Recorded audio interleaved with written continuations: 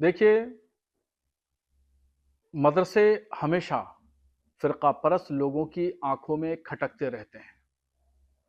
और अभी हाल की बात है कि आसाम के मुख्यमंत्री हेमंत कुमार विश्व, महाराष्ट्र के मंत्री नीतीश राणे, उत्तर प्रदेश के मंत्री रविंद्र जायसवाल, ये सब भाजपा के नेता हैं। इन लोगों ने मदरसों को बंद करने की बात कही और ये इल्जाम लगाया कि मदरसों में आतंकवादी ही पैदा होते हैं।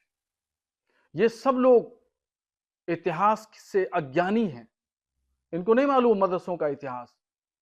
मदरसे अगर नहीं होते और मदरसों से वाबस्ता उलमा ने अगर भागीदारी और अपना सरगर्म किरदार अदा नहीं किया होता, मदरसों के तलबा ने अगर अपनी तहरीक नहीं चलाई होती, तो भारत कभी भी अंग्रेजों से आजाद नहीं हो सकता था।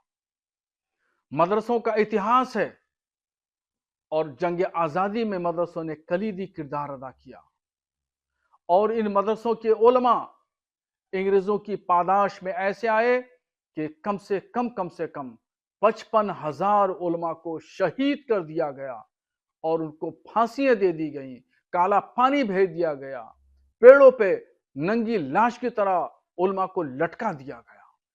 यह है मदरसों की कुर्बानी। मदरसों पे इल्जाम लगाने वाले याद रखें। और मैं इन तीनों मंत्रियों से पूछना चाहता हूं, बताएं गांधी जी की हत्या करने वाला कौन था? इंदिरा गांधी की हत्या करने वाला कौन था? राजीव गांधी की हत्या करने वाला कौन था? नेपाल नरेश के पूरे परिवार की हत्या करने वाला कौन था?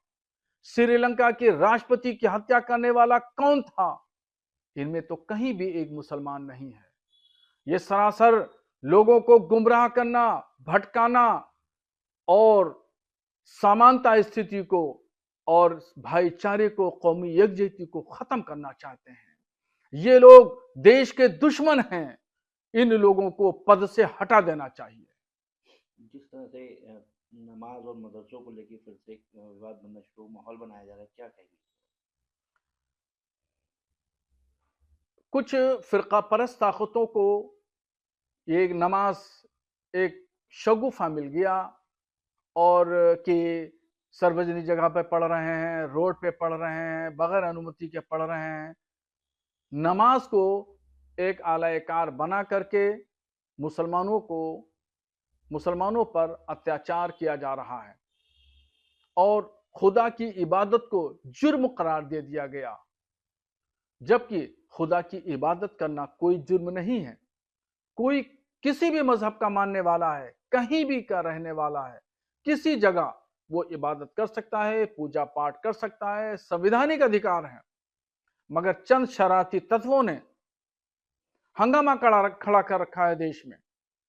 उधम सिंह जिले के रुद्रपुर में एक मुस्लिम मजदूर ने नमाज पढ़ ली, साफ सुथरी जगह देख करके वक्त जा रहा था, नमाज पढ़ ली, तो मंदिर के पुजारी साहब ने लात घूंसों से उसको मारा।